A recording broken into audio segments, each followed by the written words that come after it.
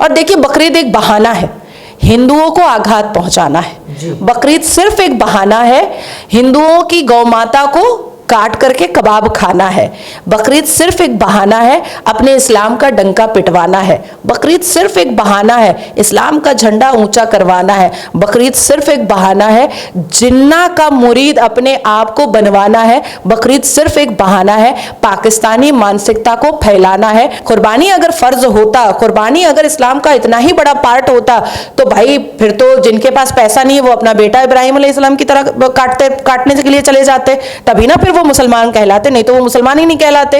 इनका त्योहार सुनिए, नमाज पढ़ के आते हैं उटंगा पैजामा पहन करके, पैजामा खोलते हैं, लुंगी चढ़ाते हैं और ये लीजिए छुरी, लीजिए काटिए।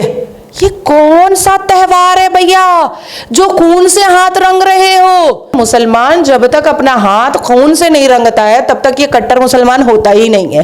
पैदा होता है तो अपना औजार काट लेता है, उसके बाद थोड़ा बड़ा होता है तो बकरा काटने लगता है, उसके बाद थोड़ा और बड़ा होता है तो गाय काटने लगता है, थोड़ा और बड़ा होता है तो ऊंट काटने लगता है। आप कसाई क्यों बन रहे हो? आप इंसान बनो ना। आप एलियन और ज़ॉम्बीज क्यों बन रहे हो? इंसान बनो ना और इंसानियत बिखेरो। मैं हूं आपके साथ अभिनव कुमार। पूरे देश हो या सोशल मीडिया हो, अगर आप सोशल मीडिया पे एक्टिव होंगे तो आपको बकरीद खूब ट्रेंड कर रहा है। हर जगह बकरीद पे चर्चा हो रही है कि बकरीद मनाया जाए, इको फ्रेंडली बकरीद मनाया जाए, कैसे मनाया जाए, इसको लेकर खूब गहमा गहमी है। चाहे मीडिया की बात करें या सोशल मीडिया की बात करें या अन्य जगहों की बातें, अखबार की हेडलाइन भी होगी तो वो भी बकरीद से ही आजकल शुरू हो रही है।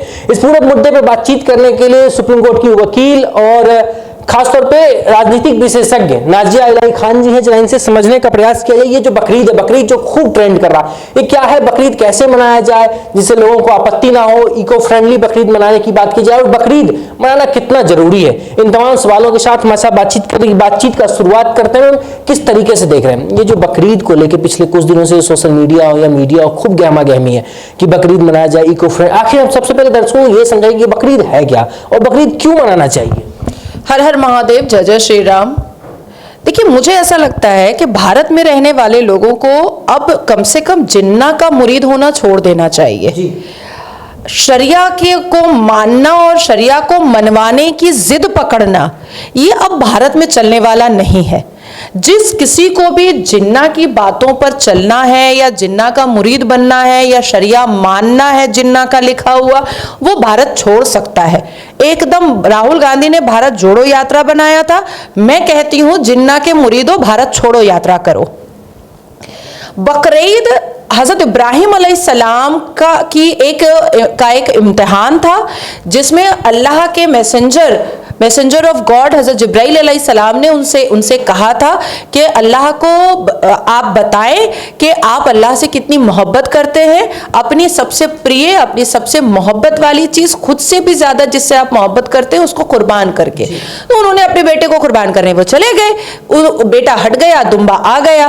वो एक इम्तिहान था, वो एक उनका परीक्षा था जिसमें वो पास हो गए। लेकिन अब इसको प्रथा बना देना, अब इसको इस्लाम का हिस्सा बना देना, ये गलत है, ये बहुत गलत है। अब जिस तरीके से मौलवी मुल्ला रिफॉर्म हो रहे हैं, अपना यूट्यूब चैनल बना रहे हैं, बैंक में पैसा ले रहे हैं, बैंक का सूद खा रहे हैं, स्मार्टफोन इस्तेमाल कर रहे हैं, टेक्नोलॉजी को इस्तेमाल कर रहे हैं, टीवी न्यूज डिबेट पर बैठ रहे हैं, तो प्रॉफिट मोहम्मद की तो कोई तस्वीर नहीं है। आप काहे को बैठ रहे हो टीवी पर? आप क्यों बैठ रहे हो? एक जमाना आया था जब लाउड स्पीकर आया था तो यही मौलवी मुल्ला कहते थे कि शैतान का डब्बा है, शैतान क्यों लगेगा। आज हम लाउड स्पीकर में आवाज कम करने कहते हैं तो कहता है इस्लाम खतरे में आ जाएगा। वही शैतान अब इस्लाम का हिस्सा बन गया। तो मुझे ऐसा लगता है कि मुसलमान जब तक अपना हाथ खून से नहीं रंगता है तब तक ये कट्टर मुसलमान होता ही नहीं है। पैदा होता है तो अपना औजार काट लेता है, उसके बाद थोड़ा बड़ा होता है तो बकरा काटने लगता है, उसके बाद थोड़ा और बड़ा होता है तो गाय काटने लगता है, थोड़ा और बड़ा होता है तो ऊंट काटने लगता है, फिर थोड़ा और बड़ा होता है तो इस्लाम के नाम पर आदमी काटने लगता है। इनको कन्हैया मिलता है, कन्हैया काट देता है, इनको कमलेश मिलता है, कमलेश काट देता है, इनको राम गोपाल मिश्रा मिलता है, राम गोपाल मिश्रा को मौत के घाट उतार देता है। और जब कोई नहीं मिलता है तो बकरीद और ईद उल अधा के नाम पर ये बकरे को काटने छीलने चले आते हैं। आप सोचो कि कोई भी त्योहार आता है वो प्यार बांटने का होता है, वो मोहब्बत बांटने का होता है, वो मिठाइयाँ बांटने का होता है, वो आपस में इंसानियत बांटने का होता है। इनका त्यौहार सुनिए, नमाज पढ़ के आते हैं उटंगा पैजामा पहन करके, पैजामा खोलते हैं, लुंगी चढ़ाते हैं और ये लीजिए छुरी, लीजिए काटिए। ये कौन सा त्यौहार है भैया जो खून से हाथ रंग रहे हो? ये त्यौहार मुझे लगता है कि हमारे भारत में बैन करने की जरूरत आन पड़ी है। और देखिए, बकरीद एक बहाना है हिंदुओं को आघात पहुंचाना है। बकरीद सिर्फ एक बहाना है हिंदुओं की गौ माता को काट करके कबाब खाना है।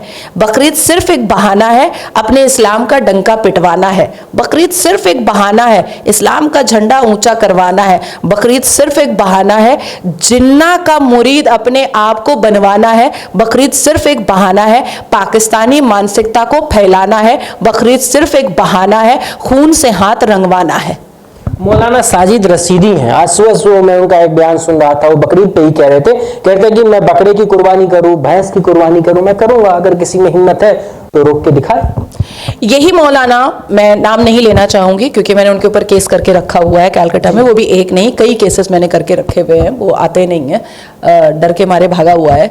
देखिए, ये जितने भी मौलवी मुल्ला हैं ये टीवी चैनलों पर क्या कहते हैं कि देश संविधान से चलता है, हम संविधान के भीतर चलते हैं। तो जब संविधान के भीतर चलते हो तो सिर्फ चैप्टर 3 आर्टिकल 13 से 26 तक क्यों पढ़े हो?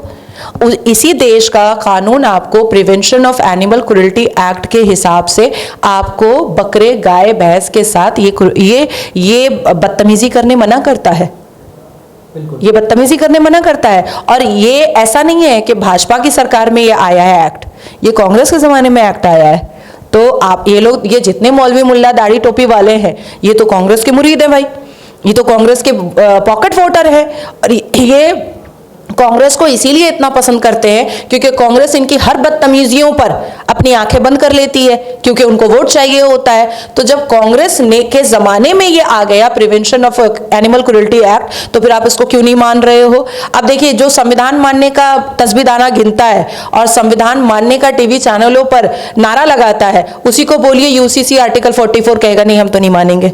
तो ये सिर्फ एक बहाना है इन लोगों का। ये सारे मौलवी मुल्ला किसी ना किसी तरीके से हिंदुओं के देवी देवताओं को आघात पहुंचाने के लिए भिड़े रहते हैं। अब चाहे वो शोभा यात्रा पर पत्थरबाजी करना हो, चाहे वो मुहर्रम में के जुलूस के लिए दुर्गा विसर्जन को बैन करना हो, या चाहे वो दुर्गा पूजा के वक्त में प्रतिमा को तोड़ताड़ करना हो, पिंडाल को तोड़ताड़ करना हो, या हिंदुओं को काफिर बोल करके पुकारना हो, या संविधान को तोड़ मरोड़ करके अपने अपने फायदे के हिसाब से दिखाना हो। यही इनकी फितरत है, यही इनकी हरकत है और ये पूरी हरकत मैच करती है पाकिस्तान से। और मुझे ऐसा लगता है कि इन सभी लोगों पर जो जो शरिया मानते हैं और जो जो शरिया मनवाने की कोशिश करते हैं और देश के सर्वोच्च न्यायपालिका में जो जो शरिया की बातों को सुनवाने की कोशिश करते हैं और जजेस को कन्विंस करवाने की कोशिश करते हैं, इन सब पर देश विरोधी का सेक्शन लगा करके इन पर इंक्वायरी बैठाना चाहिए। एक चीज जरा और हमारे दर्शकों को समझा दो, ये वर्चुअल बकरीद मनाने की बात हो रही है या फिर इको फ्रेंडली बकरीद, चाहे पटना की बात करें, महाराष्ट्र की बात करें,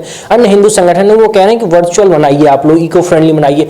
इससे ये जो लोग कहते हैं कि इस्लाम में कुर्बानी देना बहुत जरूरी है खासतौर पर बकरीद के दिन, तो देखिए, सबसे पहले कुर्बानी जो है वो फर्ज नहीं है और कुर्बानी सुन्नत रसूल का पार्ट भी नहीं है। ये दोनों चीजें पहले एकदम अच्छे से डिकोड कर लीजिए, क्योंकि हमारे देश में 22 करोड़ मुसलमान कमोबेश हैं।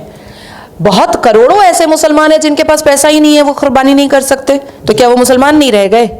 अब कुछ ऐसी बातें आती हैं, इतना तोला चांदी होगा, इतना तोला सोना होगा तो आपको कुर्बानी देना ही है। ये लिखा हुआ भी शरिया में है और शरिया कोई अलहामी किताब नहीं है, शरिया कोई आसमानी किताब नहीं है। शरिया को अल्लाह सुभान ने नहीं लिखा है, या शरिया को किसी प्रॉफिट ने नहीं लिखा है, या किसी प्रॉफिट पर नाजिल नहीं किया गया है। शरिया लिखने वाला कौन है? शरिया लिखने वाला जिन्ना और ब्रिटिश है 1936 में जी।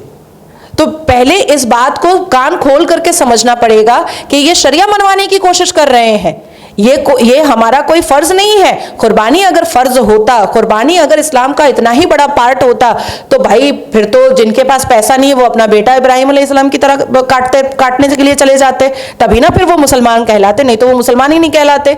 ये मिसगाइड करने का एक तरीका है, और ये बीच बीच में थोड़ी बहुत खलीश उर्दू और थोड़ा बहुत अरबी डाल देते हैं और इस्लाम का हिस्सा बना करके ये एक हवा बनाते हैं, क्योंकि हिंदू जो है वो कुरान पढ़े नहीं है, वो इस्लाम की किताबें पढ़े नहीं है, उनको पता नहीं है कि भाई क्या फर्ज है, क्या सुन्नत है, क्या वितर है और क्या नफिल है, उनको पता ही नहीं है। अब देखिए, जैसे ये लोग कहता है कि नमाज हम क्यों नहीं रोड पर पढ़ेंगे, हमारा इस्लाम खतरे में आ रहा है। तो ये अगर प्रॉफिट मोहम्मद सल्लल्लाहु अलैहि वसल्लम की उम्मत में से होते तो हमारे प्रॉफिट मोहम्मद तो गारे हिरा में नमाज पढ़ते थे, और यही अल कुरान ये कहता है कि अगर आपकी इबादत से किसी को तकलीफ हो तो वो इबादत जायज ही नहीं है, तो काहे को आप तकलीफ दे रहे हो, आप तो प्रॉफिट मोहम्मद को मान ही नहीं रहे हो। अब देखिए, अल कुरान कहता है कि मजार जो है, मजार परस्ती बहुत बड़ा गुनाह है, और प्रॉफिट मोहम्मद ने इसमें पूरी एक आयत बनाई, एक पूरा सूरा बनाया है कि जो भी मोमिन और मोमिनात, जो भी इस्लाम का मानने वाला, जो भी अशरफुल मखलूकात मजार जाएगा उसके लिए जन्नत का दरवाजा बंद है। तो ये क्यों मजार खोल करके रखे हैं? सब पर हथौड़ा मारो, सब मजारों को तोड़ो, और सबसे पहले तो अजमेर को तोड़ना चाहिए, वो तो कोठा बन चुका था, वो तो कोठा बन चुका था, चकला बन चुका था, वो तो ओयो बन चुका था, जिसमें सिर्फ नंगाई होती थी, जिसमें सिर्फ बेहूदगी और बेशर्मी और अश्लीलता का नंगा नाच होता था। तो सबसे पहले तो अजमेर शरीफ को तोड़ फोड़ करके खत्म कर। कोई मेरे को काट के बताए तो कि हाँ मजार परस्ती जो है वो जायज है, कुरान में जायज है? बिल्कुल नहीं। अल्लाह ने मना किया है, प्रॉफिट मोहम्मद ने मना किया है, प्रॉफिट मोहम्मद ने अपना रेफरेंस दिया है कि ना मैं पक्के कब्रिस्तान जाता हूं और ना मैं मजार जाता हूं। तो फिर आप क्यों जाते हो? ये लोग देखिए अपनी दबंगई दिखाने के लिए, अपनी गुंडागर्दी दिखाने के लिए इस्लाम के जस्टिफिकेशन पर इस्लाम के खिलाफ काम कर रहे हैं, और हिंदुओं को ये कन्विंस करते हैं कि देखो हम सब इस्लाम के अंदर काम कर रहे हैं। अरे नहीं कर रहे हो, ये तुम उनको बेवकूफ बना सकते हो जिन्होंने इस्लाम की किताबें नहीं पढ़ी हैं। हम जैसे लोगों को बेवकूफ नहीं बना सकते हो, ना संविधान में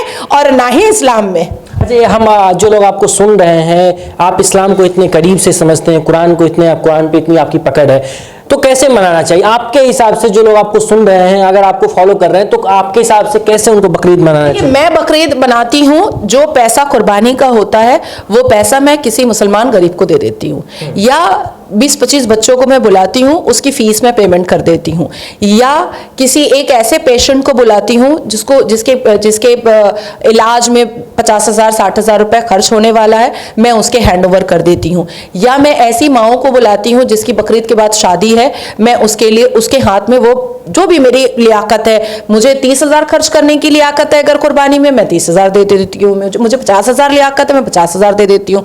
तो इस तरीके से क्या होता है कि जो मुसलमानों में इतनी गरीबी है, या मुसलमानों में जो शिक्षा की इतनी कमी है, आप उस पैसे से मुसलमान बच्चों को आप शिक्षित कर दें, वो ज्यादा बेटर है। या जो हज पे जाना चाहता है, आप वो पैसा उठा करके कुर्बानी का आप उसको हज पे भेज दें, कम से कम उसका आने जाने का टिकट तो हो जाएगा, बाकी कोई दूसरा कर देगा। तो इको फ्रेंडली हम ऐसे भी मना सकते हैं। जरूरी नहीं है कि आपको काटना छीलना ही पड़ेगा, कभी शरीर काट लो, कभी जानवर काट लो, कभी इंसान काट दो, कभी हिंदू बोल करके कन्हैया को काट दो। ये करने की जरूरत नहीं है आपको। आप कसाई क्यों बन रहे हो? आप इंसान बनो ना।